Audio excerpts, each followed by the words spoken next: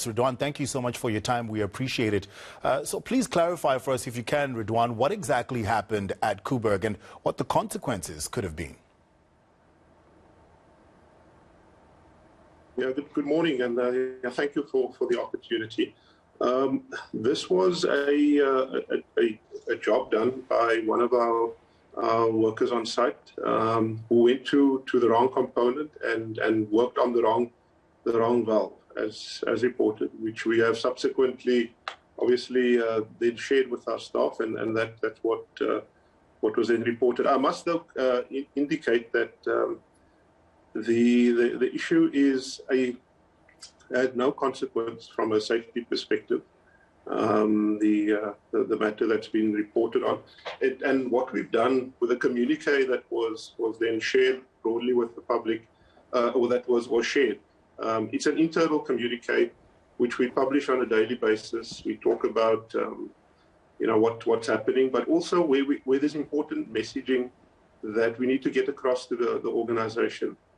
We have the approach of continuous improvement, and any event or issue, whether it's small or big, we do report to our staff, we talk to them, and we thought here was a really good opportunity, or not we thought, we know here is a really good opportunity to focus on an event which had no consequence, to really get an important message across in terms of learning that people can take. And we've seen the benefit of that in terms of, and that's how we function at the nuclear power station. We know there's about, we've got about 3,000 humans working at the nuclear power station. Every day, humans make errors, and we need to manage that risk on a continual basis. And so this is part of our standard program.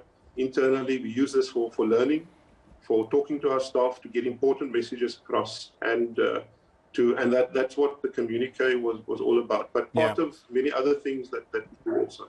Riedewaan, so you're saying that cutting off the wrong valve would have had no consequences whatsoever? Yeah, it had no consequence. So the plant operated as per normal. There was no impact on the safety side of things. I think I'd welcome people to, and we will be talking about this at our Public Safety Information Forum.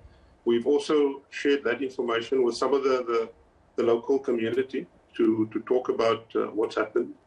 But this was a non-consequential event. Therefore, there was no need to report.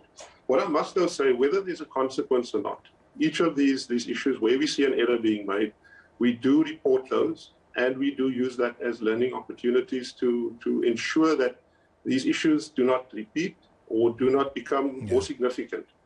Yeah, Riedewaan, you're saying you put measures in place to make sure that the issues are not repeated, but as I understand it, this was the second time this happened. So you can correct me if I'm wrong. If that is the case, then does that mean the measures you had put in place the first time didn't work? And why are these human errors happening? Is that a symptom of something else? Are people overworked? Are you understaffed? What's the underlying issue? Yeah, so on average, every human makes about 5 to 7 errors per hour. So part of what we do in running a power station, a nuclear power station, is in managing human behavior as best as possible, and to manage that risk of errors. So that's the first point of departure. We have to acknowledge people do make errors. When we saw that this event occurred, and it was similar to a previous item, which also had no consequence, we then made a big deal of it on site. So you'd notice in the communique that we sent out to our staff, the wording was very strong, because we do not want to lightly, just gloss over this issue. And in the interest of transparency, we deal with that very openly, and with our staff, and we will put quite a strong message out there. I must also indicate that it's not just communication. We use this for learning. Changing procedures where required, and also, if necessary, we'll look at if there is any consequence management required, where we need to deal with the accountability of personnel not maybe doing the job properly. And if we do need to deal with issues like that, then we do that. And similarly, that's part of the investigation that we've now commissioned on this incident. We are looking at whether there's any measures that needs to be taken against the individuals that committed the errors. Yeah, Riedewaan, I mean, I can appreciate human error. I make mistakes all the time, but I think people get a bit more skittish when those mistakes happen at a nuclear installation. Allow me to ask this question. Is it true that one of the contractors that's working at Koeberg walked off because they had concerns about safety? Yeah, Tafuma, I'm not sure what their reasoning was in terms of that.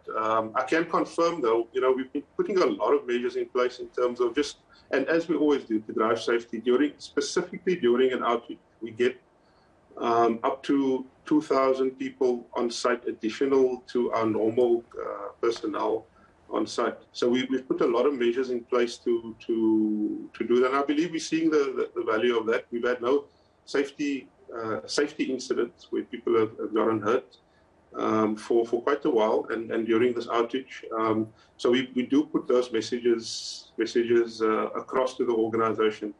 But no, I'm not aware of if any contractor has walked off for any particular purpose.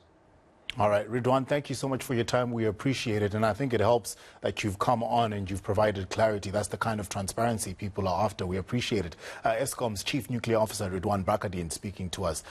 Thank you for your time.